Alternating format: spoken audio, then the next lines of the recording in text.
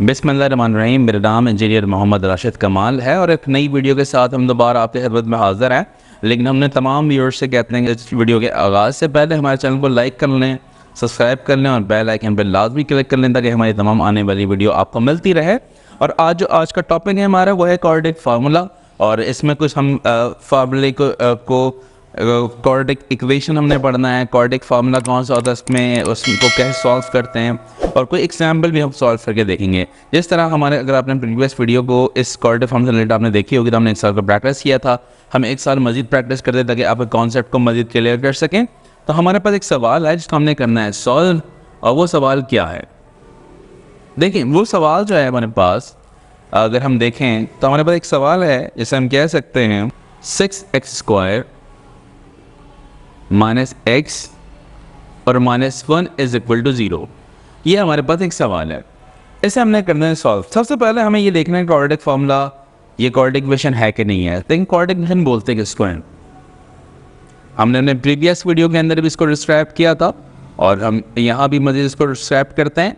Quadratic equation उसको बोलते हैं जिसमें मैक्सिमम पावर जो है स्क्वायर हो। अगर आपके पास इक्वेशन के अंदर मैक्सिमम पावर स्क्वायर मौजूद है तो आप ये समझ जाए वो इक्वेशन क्वाड्रेटिक इक्वेशन है। मतलब अगर मैक्सिमम पावर 1 है तो वो क्वाड्रेटिक नहीं होगा, वो लीनियर होगा। और अगर इसी तरह पावर के अंदर जो मैक्सिमम पावर 2 नहीं हो 3 आ जाए तो वो फिर भी क्वाड्रेटिक नहीं होगा, वो क्यूबिक बन जाएगा। तो आपने ये ध्यान में रखना है कि मैक्सिमम पावर का 2 वाले क्वाड्रेटिक इक्वेशन कहा जाता है। देन आप सॉल्व कैसे करते हैं उसके बारे में मजीद जिक्र करते हैं क्वाड्रेटिक फार्मूले में। सबसे पहले इस पर मजीद एक चीज़ और देखें, जो आपकी इक्वेशन है वो अरेंज है कि नहीं है।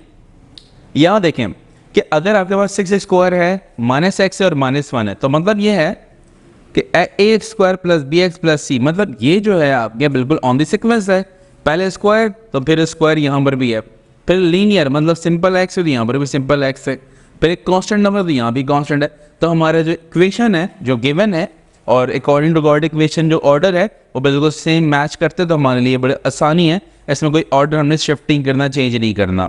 हमें, अगर आपने प्रीवियस वीडियो को देखा हो तो उसमें हमने ऑर्डर को सीक्वेंस में लेकर आए थे, पहले स्क्वायर किया था, फिर एक्स और फिर नंबर पे हमने काम किया था। तो इसी तरीके से यहाँ ऐसा नहीं करता, यहाँ ऑलरेडी सेट है। तो यहाँ पर ए की वैल्यू क्या है, अगर हम देखें तो ए की वैल्यू हमारे पास है 6, दैट इज विद x²। जो x² के साथ होगा वो ए कहलाएगा। देन बी क्या चीज़ है, बी वो चीज़ है जो कि आपके पास x के साथ है, दैट इज -1, और c आपके पास ऑलरेडी -1 ही है। अब यहाँ पर ए बी सी तो आ गया, यहाँ पर भी A B C as per rule जो है वो हमने यहाँ पर लिख दिया। लेकिन अब इसका यूटिलाइज इसको कैसे करना है, सॉल्व कैसे करना है, तो यहाँ पर हमने इस्तेमाल करना पड़ता है क्वाड्रेटिक फार्मूला को।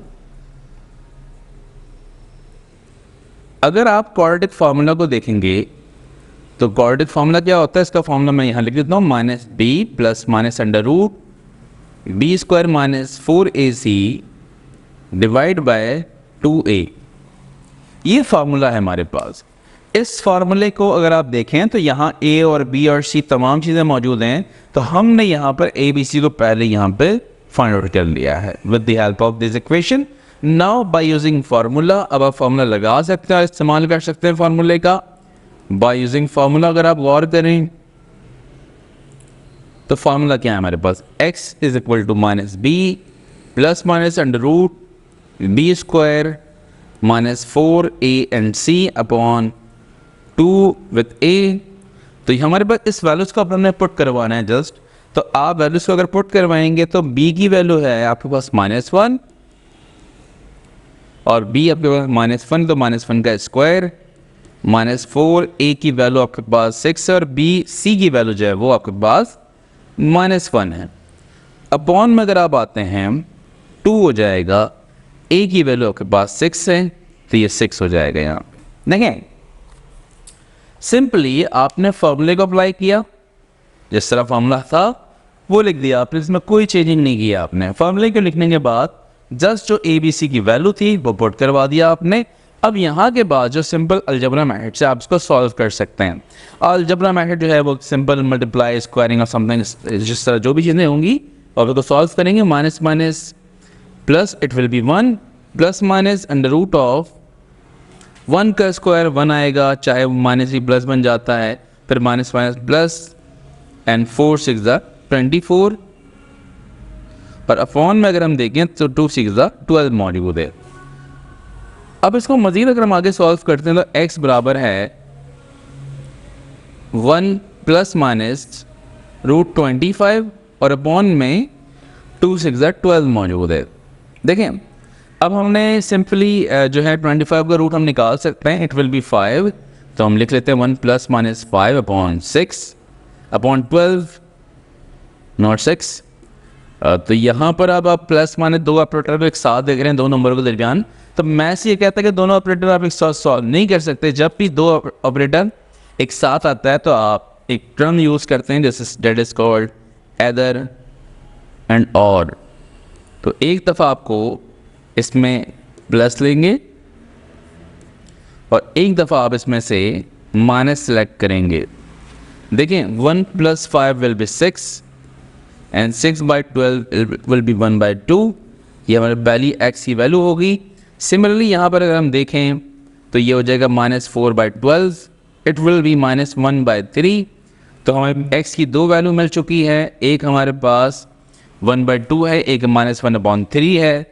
तो सिमिलरली कोई भी इक्वेशन अगर आपको दिया हो तो एक्स वाई से जो भी इक्वेशन होगी उससे आप पहले ए बी और सी मालूम करें, फिर फार्मूले का इस्तेमाल करें, उन तमाम वैल्यूज़ को सपोर्ट करवाएं, सिंपल अलजेब्रिक बैलेंस को सॉल्व करें और यही सी तरीके से क्वाड्रेटिक इक्वेशन को पहले पहचान लें, फिर क्वाड्रेटिक फॉर्मूला लगाएं।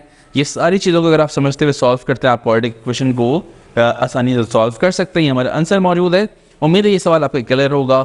आप हमारे चैनल को लाइक भी कर लें, सब्सक्राइब भी कर लें और बेल आइकन पर क्लिक भी कर लें ताकि हमारी तमाम आने वाली वीडियो आपको मिलती रहे।